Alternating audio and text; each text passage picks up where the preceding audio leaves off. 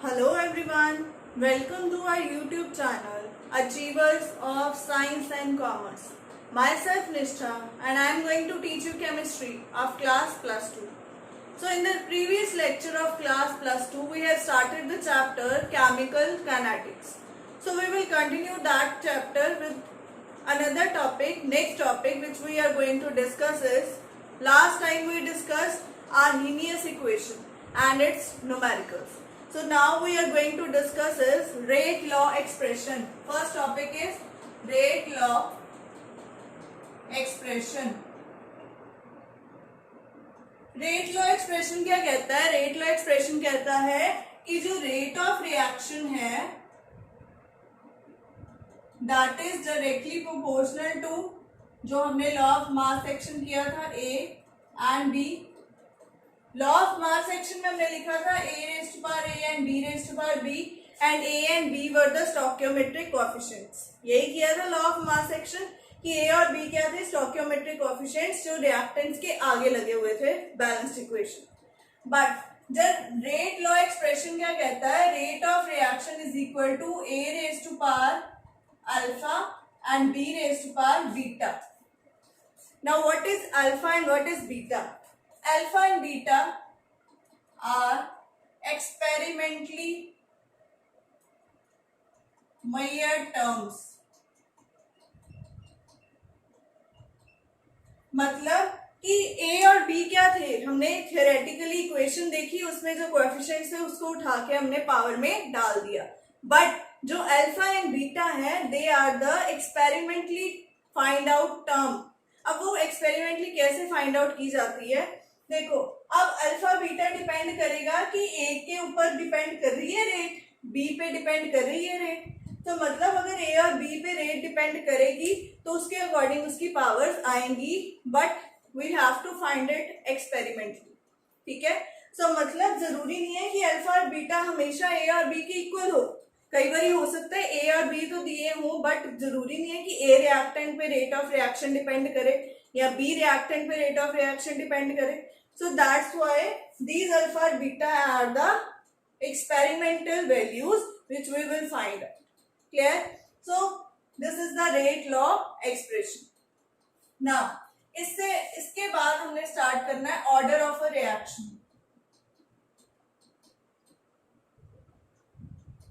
So order of a reaction क्या है? Order of a reaction is equal to the sum of powers of the concentration terms that are present in the rate law expression. So means order किसके equal है? Alpha plus beta. So order और rate law expression में दोनों चीजें क्या हैं? एक दूसरे के एक्सपेरिमेंटल वैल्यूज है. अगर ये वाला एक्सपेरिमेंट हमें मिलेगी तो इन दोनों पावर्स को प्लस करेंगे तो हमारे ऑर्डर ऑफ द रिएक्शन भी मिल जाएगी. So the rate law expression was the mathematical expression which represents the rate of reaction depends upon which reactants, A reactant or B reactant or both or only one. तो ये चीज हमें experiment से पता लगी.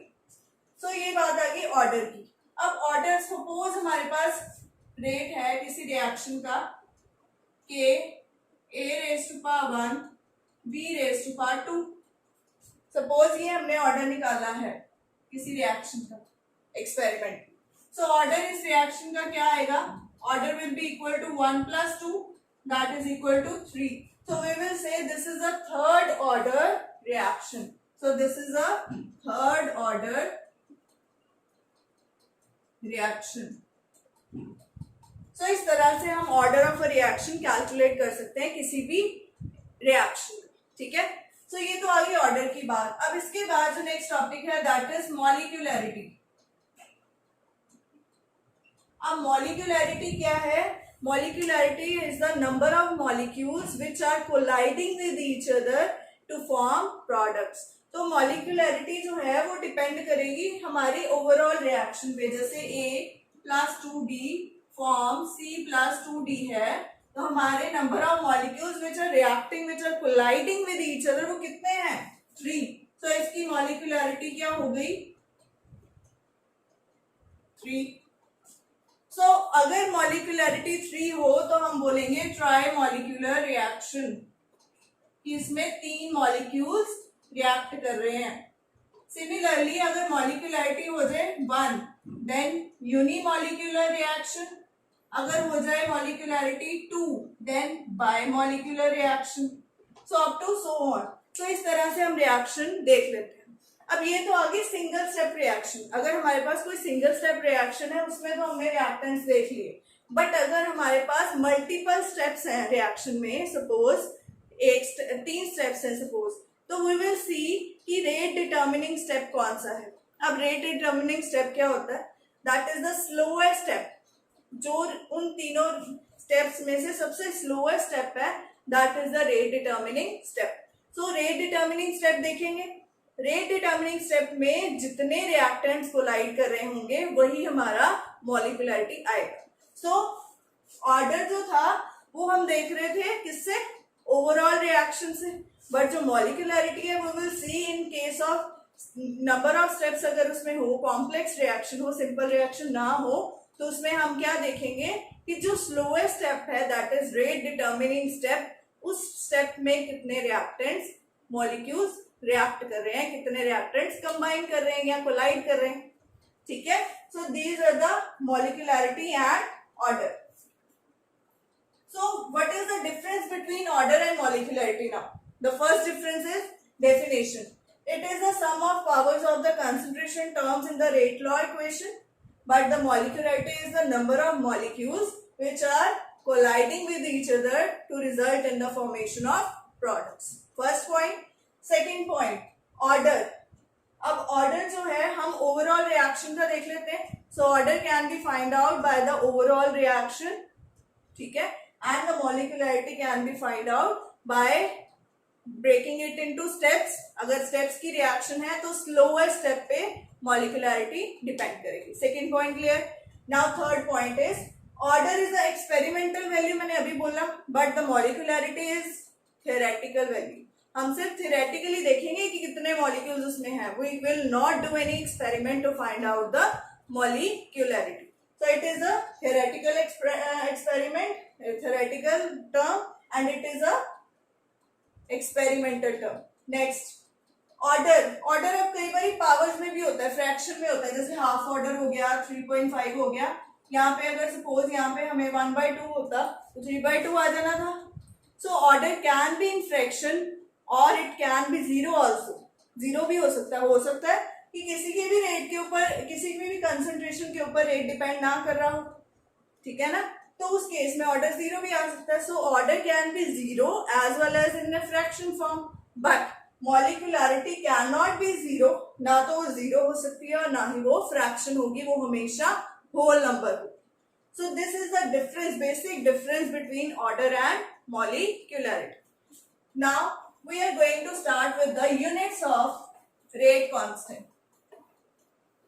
अब जो हमने रेट कांस्टेंट किया है के, उसके यूनिट्स कैसे निकालना? सो रेट कांस्टेंट के is equal to 1/t into 1/a raise to power n minus 1. So 1/t into 10 into 1/a raise to power n minus 1. This is the formula for rate constant.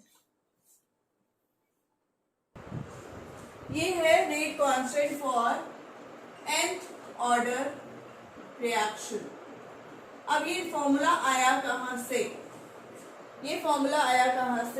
अब हमें पता है जो rate of reaction है किसके equal है? Rate of reaction is equal to k a raise to power x b raise to power y. यही है.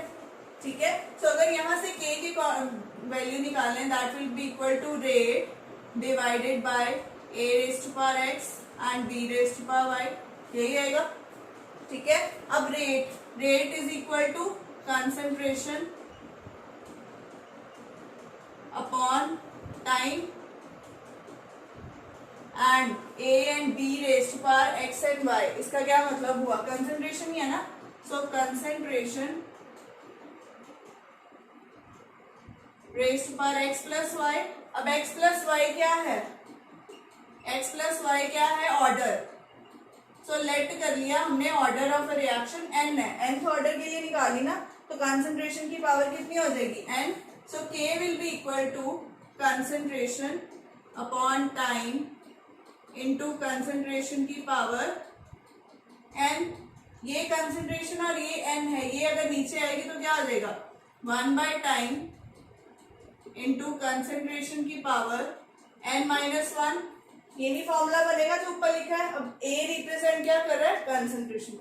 सो अगर आप ये फॉर्मूला दिमाग में बिठा लो, कैसे आया मैंने आपको ये बता दिया, ठीक है. अगर ये फॉर्मूला आप दिमाग में बिठा लो तो आप किसी का भी यूनिट निकाल सकते हो. Suppose we have to find out unit of k for zero order reaction. Suppose हमारे पास जीरो ऑर्डर रिएक्शन है, तो n की वैल्यू क्या है 0 है. So put n is equal to 0. यहाँ पे पुट करेंगे k किसके इक्वल आ जाएगा 1 by time into 1 by a raise to power 0 minus 1. 0 minus 1 means a की पावर माइनस 1 ऊपर जाएगी तो a आ जाएगा upon time. a is a concentration. Concentration का यूनिट क्या होता है मोल पर लीटर, और टाइम ऊपर जाएगा तो क्या हो जाएगा पर second. So this is the units of rate constant for zero order reaction. Now for first order reaction, n की वैल्यू क्या आ जाएगी 1. पुट करेंगे k is equal to 1 by T into 1 by A raise to power 1 minus 1. ये term 0 होगी, a raise to power 0 is 1, ये term 1 हो गई. सो 1 बाई टी आ गया, that is second inverse. Similarly for second order क्या करेंगे, n की वैल्यू 2. So k is equal to 1 by T into 1 by a की पावर 2 माइनस 1. कितना हो गया a. अब a की यूनिट्स क्या है, सो 1 बाय सेकेंड इसका आ गया टाइम का मोल पर लीटर. ऊपर जाएगा मोल का हो जाएगा मोल इनवर्स. लीटर माइनस 1 था ऊपर जाएगा तो लीटर. सेकेंड प्लस 1 था ऊपर जाएगा तो पर सेकेंड. तो this is the unit for the rate order of second order reaction. So इस तरह से अगर हम इस फॉर्मूले को दिमाग में बिठा लेते हैं तो हम किसी का भी यूनिट कैलकुलेट कर सकते. क्लियर हो गया ये topic. Now the next topic is integrated rate equation. Integrated rate equation for zero order and first order reactions.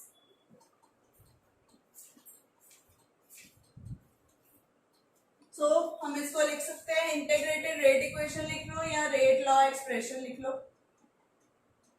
Rate law expression for zero order reaction. Law expression for zero order reaction अगर हमने करनी है, suppose हमने ए reactant लिया, product बन रहा है, ठीक है. So rate of the reaction will be equal to K into A की कंसंट्रेशन. अब कंसंट्रेशन ए की पावर क्या आएगी 0, बिकॉज जीरो ऑर्डर रिएक्शन है तो एन की वैल्यू क्या आ गई 0. सो रेट किसके इक्वल है dx बाई dt. अब रिएक्टेंट की बात कर रहे हैं, रिएक्टेंट मीन्स नेगेटिव आएगा a, because concentration of a की वैल्यू क्या हो जाएगी 1. Anything raise to power 0 is 1. तो ये उधर चला जाएगा. dx is equal to k dt, negative sign यही आएगा. अब x की जगह हम इंटीग्रेशन करेंगे, इंटीग्रेटिंग बोथ साइड्स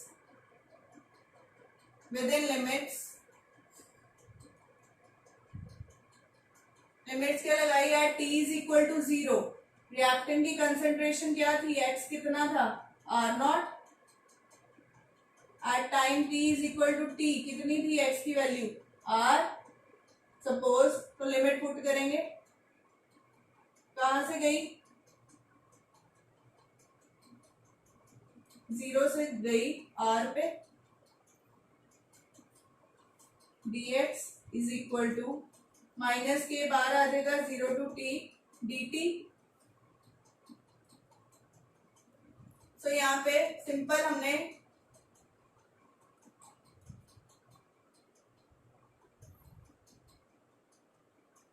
अगर हम लगा दें लिमिट्स आर नॉट से कहाँ गया आर तक, क्या आएगा X R naught R is equal to minus K T, क्या आ जाएगी value upper limit minus lower limit R minus R naught is equal to minus K T, minus इधर ले आओ क्या आ जाएगा R naught minus R is equal to K T, यहाँ से के की वैल्यू क्या आ गई R naught minus R upon T.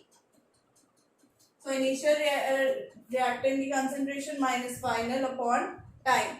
So this is the rate constant for zero order reaction. एक तो हम इस तरह से कर सकते हैं, दूसरा वे इसका क्या है, यहाँ पे minus D concentration of R by D T is equal to K आ जाएगा, तो D R is equal to K D T, सीधी इंटीग्रेशन कर दो, इंटीग्रेशन करोगे यहाँ पे क्या आएगा आर आ जाएगा is equal to K T plus I that is integration constant, इसकी वैल्यू निकालनी है अगर, तो क्या आएगी when T is equal to zero, ये जीरो हो गया तो आई की वैल्यू क्या आ जाएगी आर नॉट, इनिशियली क्या थी आर नॉट ही थी ना, तो यहाँ पे पुट कर दो are is equal to K T plus are not, अब ये नेगेटिव साइन भी है साथ में चलेगा, इधर आ जाए R minus R naught is equal to minus K T, negative sign इधर आएगा तो क्या हो जाएगा R naught minus R is equal to K T, तो K is equal to R naught minus R upon T. आप ऐसे करके देख लो, यहाँ लिमिट्स लगा के देख लो, आंसर सेम ही आए। सो कई बुक्स में इस तरह से दिया है, कई बुक्स में इस तरह से दिया है, दोनों तरह से आप कैलकुलेट कर सकते।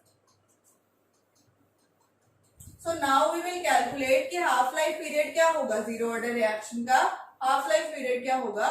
सो half life period is the time at which the concentration of reactant is reduce to half. So अगर यहाँ पे हमारी आर नॉट इनिशियल कंसंट्रेशन थी, तो जो हमारा आर होगा इसके हाफ हो जाएगा। सो कब at t is equal to half, t is equal to half पे कंसंट्रेशन हाफ होगी, तो पुट करेंगे k is equal to R naught minus R naught by two over t, तो क्या आ गया R naught by two upon t. So यहां से आ गया k is equal to R naught upon two t. Sorry, यहाँ पे हमने के की वैल्यू ने क्या निकाली थी टी हाफ, टी हाफ निकालने के लिए के इधर आ जाएगा, तो यहाँ पे क्या आएगा T half is equal to 2 into k. So this is a half life period for zero order reaction. You can note it down.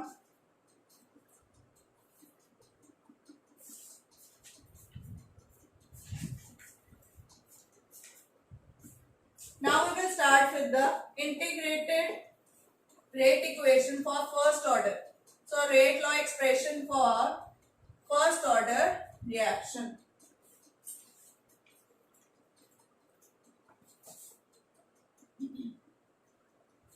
अब इसमें भी सेम चलना है, ए अगर प्रोडक्ट बना रहा है,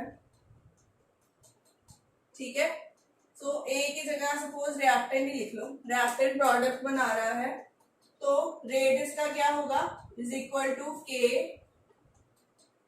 रिएक्टेंट की पावर 1, क्योंकि यहाँ पे फर्स्ट ऑर्डर है तो इनकी वैल्यू क्या आएगी 1। सो रेट क्या आएगा minus D R by D T is equal to K R, यही आएगा। नाउ अब यहां से हम इधर इसको इधर लेके जा सकते हैं, सो डी आर बाय आर ये अलग कर दिया इज इक्वल टू माइनस के डी टी अलग कर दिया। So now integrating both sides, what will we get? You know 1 by x dx is equal to log of x, ये हमें पता है. So 1 by r dr will be equal to log of r is equal to minus k as it is, और dt का बन जाएगा t plus c या I integration constant है, c is the integration constant. Now what is the value of c when time t is equal to 0? Time t is equal to 0, c will be equal to, then r की value क्या थी? r not थी. सो यहाँ से हमारे c आ जाएगा log of r not.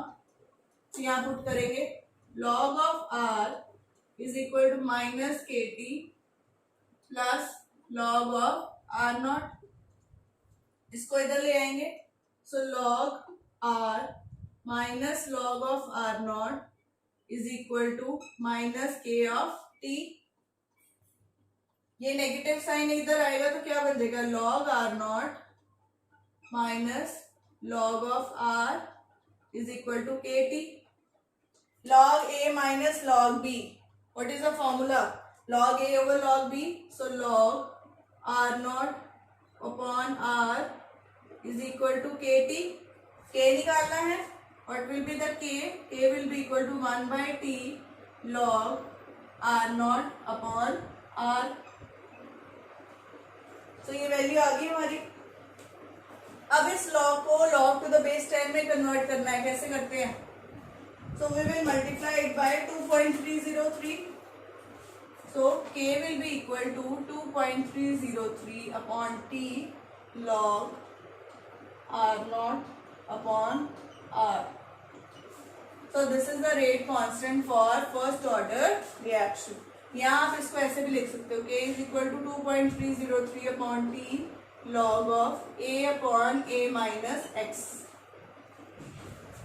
a initial concentration of reactant और a minus x final concentration. ठीक है. x कई बार हमें दिया होता है कि इतने परसेंट रिड्यूस हो गया सपोज, तो हम वहां से ये वैल्यू सीधी लगा के ऐसे भी कर सकते हैं, ऐसे भी कर सकते हैं. अब हम इसकी बात करते हैं half life period. So what will be the half life period here? T half will be equal to क्या होगा यहाँ पे 2.303 अपॉन ये k इधर आ जाएगा log r नॉट का r नॉट रहेगा, r का क्या बन जाएगा r नॉट बाय 2. ये कट हो गया, 2 पर चला जाएगा. So t half is equal to 2.303 upon k log of 2. तो log 2 की वैल्यू 0.3010. जब इसको सॉल्व करेंगे t half will be equal to 0.693 upon k. सो यहाँ पे आप देख सकते हो half life period of first order reaction do not depend upon the concentration of reactants. जो हमने उसमें किया था a/2 पे आया था ना, जीरो ऑर्डर पे डिपेंड कर रहा था, पर फर्स्ट ऑर्डर में सिर्फ k के ऊपर डिपेंड करेगा. ठीक है. तो सीधा t हाफ निकालने का ये फॉर्मूला दिमाग में रखना है. t half is equal to 0.693 upon k. So this is the rate law expression for first order reaction. So this is the first order reaction formula. Now अगर इसका न्यूमेरिकल आ जाए, सपोज मैं आपको एक एग्जांपल लेके दिखाती हूँ. सपोज आपको बोला है कि calculate the time at which the concentration of reactant is reduced to 1 by 16th value. So हमें पता है k is equal to 2.303 upon t log of r upon r not upon r. अब हमें बोला है after what time the concentration will reduce to 1 by 16th value. So suppose हमने late कर लिया हमारी r नॉट जो है that is x and then r will be equal to x by 60. so हमें k की वैल्यू अगर दी है 60 पर सेकेंड, तो हम यहाँ पे पुट कर सकते हैं.